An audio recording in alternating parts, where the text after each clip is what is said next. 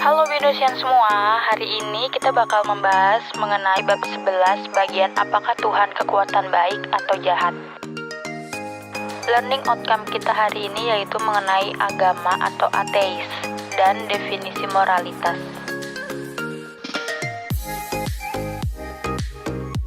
Apakah agama menjadikan orang baik atau jahat? Kaum ateis ini baru menegaskan bahwa agama adalah akar dari segala kejahatan. Pemeluk agama sendiri sering mengatakan bahwa para ateis tidak bermoral dan tidak bisa dipercaya. Bahkan John Locke, salah satu cahaya terterang dalam pencerahan, menulis bahwa janji, ikrar, dan sumpah yang merupakan ikatan-ikatan masyarakat manusia tidak ada artinya bagi seorang ateis.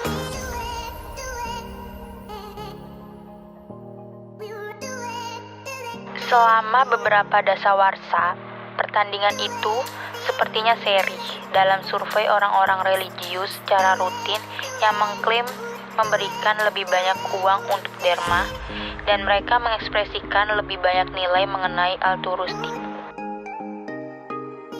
Namun, ketika para ahli psikologi membawa orang-orang ke lab dan memberi mereka kesempatan untuk benar-benar membantu orang yang tidak mereka kenal, pemeluk agama jarang bertindak lebih baik daripada orang yang tidak beragama. Namun, apakah kita memang harus mengharapkan agama untuk dapat mengubah orang-orang menjadi altruis tanpa syarat? Siap membantu orang yang tidak dikenal dalam kondisi apa saja, apapun yang Yesus katakan soal orang Samaria yang baik yang menolong seorang Yahudi yang terluka. Seandainya agama merupakan adaptasi tingkat kelompok, maka agama akan menghasilkan altruisme parokial. Penelitian tentang sumbangan derma di Amerika Serikat menunjukkan bahwa orang-orang dalam 1/5 populasi yang paling tidak religius hanya memberi 1,5% uang mereka untuk derma. Orang-orang dalam 1/5 populasi yang paling religius berdasarkan kehadiran di gereja, bukan tingkat kepercayaan, memberi sampai 7% dari pendapatan mereka untuk derma. Dan mayoritas pemberian itu adalah untuk organisasi agama. Ada bukti juga bahwa orang-orang religius berperilaku lebih baik dalam percobaan lab, terutama ketika mereka bekerja dengan satu sama lain. Satu tim ahli ekonomi Jerman meminta para subjek memainkan permainan di mana satu orang adalah pemberi amanat yang diberi sejumlah uang pada setiap ronde permainan.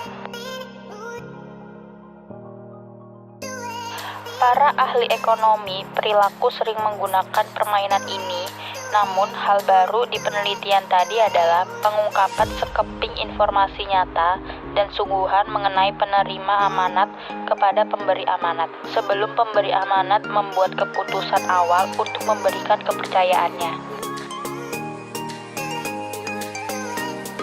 Dan ketika para pemberi amanat mengetahui bahwa penerima amanat ternyata seorang yang religius, mereka menyerahkan lebih banyak uang yang menunjukkan bahwa orang-orang Jerman itu memiliki kepercayaan yang sama dengan Locke, bahwa orang beragama lebih bisa dipercaya. Oleh karena itu, tingkat kekayaan tertinggi akan tercipta ketika orang-orang religius memainkan permainan kepercayaan itu bersama orang-orang religius lain. Seperti Richard Soys menemukan hasil yang sama dalam percobaan lapangan yang dilakukan di sejumlah kibbutz Israel. Selanjutnya kita bakal membahas mengenai bab 11 bagian definisi moralitas atau akhirnya. Setelah 11 bab di mana membahas menantang rasionalisme. Dalam bagian 1 itu membahas memperluas ranah moral. Dalam bagian 2 mengatakan bahwa sifat berkelompok adalah inovasi kunci yang membawa kita untuk melampaui keegoisan dan menuju peradaban. Secara tidak mengejutkan, pendekatan yang bermula dengan Durkheim yang mengatakan Yang moral adalah segala sesuatu yang merupakan sumber dari solidaritas.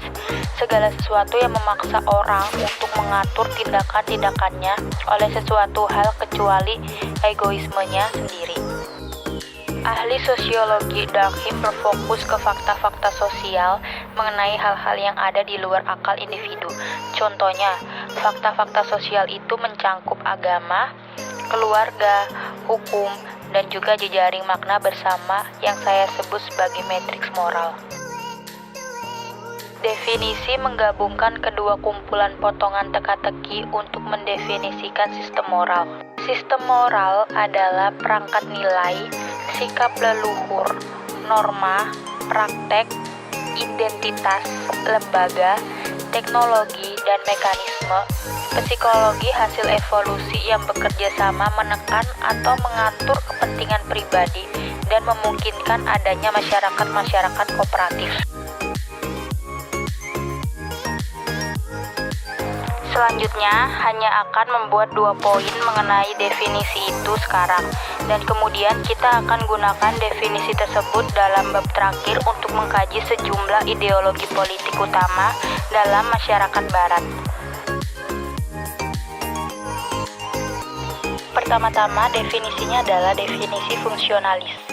Mendefinisikan moralitas berdasarkan apa yang moralitas lakukan, bukan memperinci kandungan seperti apa yang terhitung sebagai moral. Namun, upaya apapun untuk mendefinisikan moralitas dengan menentukan beberapa perkara sebagai benar-benar moral, sementara yang lain disebut sebagai konvensi sosial, pasti ujung-ujungnya sempit. Mungkin saja satu komunitas moral sebenarnya telah mendefinisikan moral dengan benar dalam satu pengertian, sementara semua komunitas lain di dunia salah, yang membawa kita ke poin kedua. Namun para filsuf jarang berminat kepada apa yang orang-orang ternyata pikirkan. Bidang etika normatif peduli tentang mencari tahu tindakan-tindakan mana yang sungguh-sungguh benar atau salah. Definisi moralitas ini dirancang sebagai definisi deskriptif, definisi yang tidak bisa berdiri sendiri sebagai definisi normatif. Namun, jika dipikir, definisi juga dapat bekerja dengan baik sebagai pendamping bagi teori-teori normatif lain, terutama yang seringkali kesulitan melihat kelompok dan fakta sosial. Cukup sekian materi yang saya sampaikan, dan sekarang saya akan memberikan kalian kuis sebanyak 2 soal. Setiap soalnya ini saya akan memberikan waktu selama 20 detik untuk bisa dijawab secara individu, setelah saya membacakan pertanyaan-pertanyaan berikut.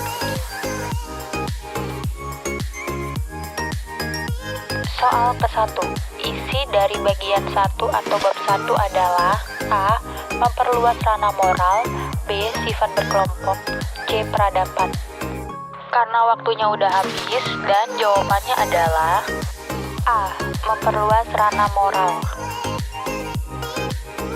Soal kedua. Kaum ateis baru menegaskan bahwa agama adalah A. Penyebab utama peperangan, B. Akar segala kejahatan, C. Penindasan dalam perempuan. Karena waktunya udah habis dan jawabannya adalah B. Akar segala kejahatan. Cukup sekian materi dan kuis yang saya berikan. Semoga dapat bermanfaat dengan baik dan dapat dibuat pembelajaran di rumah.